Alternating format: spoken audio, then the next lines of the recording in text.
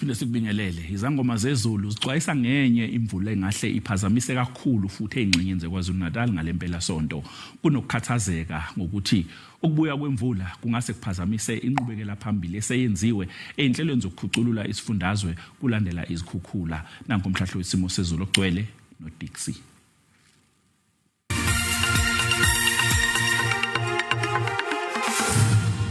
Zishumi nanhlanu kumbasa kulehlanu kusihla nginibingelele babukeli kuphina uphambula khona umhlahlo wesimo sezulu ngalesikhathi kanjalo nakusasa mbukeli okhona lapha ko Fredenda lihle ngempela izulu bese ngiboza ngamafuyo khona lapha uUppington hamba njalo uyofika lapha ko Cape Town uzobe usuqaphela amangena amaphakathi kwelihlalo kwesitakhele ko Northern Cape hamba njalo uyofika lapha ko Free State Gauteng Mpumalanga nakhona ko Limpopo ngempela KwaZulu-Natal namathuba ezivula akubuye lapha u30% 60% nofika lapha kwempuma nkoloni nakhona lapha ko Bloemfontein kanjalo nakhona lapha KwaZulu-Natal abenguye lapha no80% uzoqaphela mbukethu lamsengo bandala uyalifathele lihlalo kwesitakhele uzoshaya amathuba ezivula athe chithisa kangemuva lapha KwaZulu-Natal anguye u80% yofika lapha eGauteng kakhulukazi futhi nakhona indawo ezikhona lapha endaweni eziko Bloemfontein hamba njalo uyofika lapha endaweni ezigogqibeka akuye lapha u60% 30% hamba njalo ukudla kwezinye indawo ezikhona lapha ko Northern Cape imboze ngamafizulu mbukelo khona lapha ko Uppington iphumile inhlavela ngamakhola lapha ko Fredenda hamba njalo uyofika lapha ko Cape Town nakhona lapha ko Alexander Bay uzobe usuqaphela ke mbukeli ngempela ukuthi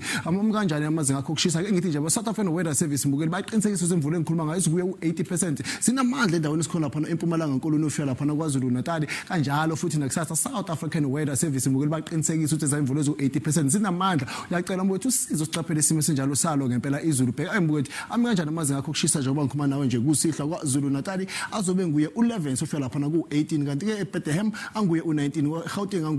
anguye lapha u9 eGauteng anguye u9 lapha u11 eLimpopo azobe nguye lapha u13 lapha u19 azobe nguye u12 makhona lapha ku-Uppington uzobe usuqaphela lapha ku-Alexander Bay anguye u13 kusihlwa isikhombisa makhona lapha ku-Cavinon Sutherland ayiso isithathu mbukelo semakhanda azobe enguye lapha u8 East London anguye u14 kusihlwa ayishumi emthatha kukomani anguye u18 Grafi ayisikhombisa kofama njalo uyofika lapha ku-DI mbukelo khona KwaZulu-Natal kumpula mbukelo ukuthi kunamathuba ezivula akuye u80% ingakho ubona amazinga okushisa ehlile akuye lapha u20 sofika lapha ku25 mbukelo seGauteng nakhona zobe lidliva izulu ngamathuba ezivula kuye lapha no80% ingakho ubona amazinga okushisa kuye u19 lapha u22 mbukelo seMpumalanga nkoloni udouble fanayo amathuba ezivula kuye u60% ingakho ubona amazinga okushisa ehlile esifundazweni koGrafi akuye u16 kanti lapha koCrackdock anguye lapha u15 abe nguye u11 kokomani obheke nje emakhanda anguye lapha u14 mbukelo okukhona lapha ezidaweni eziqotshotsho azobe nguye lapha u18 obheke lapha eCape Town azobe nguye u24 sobusuqaphela lapha koFredendal anguye lapha ngempela u27 Springbok hamba njalo ufika kuAlexander Bay yaphathwa kwakhe lapha u25 nalapha u26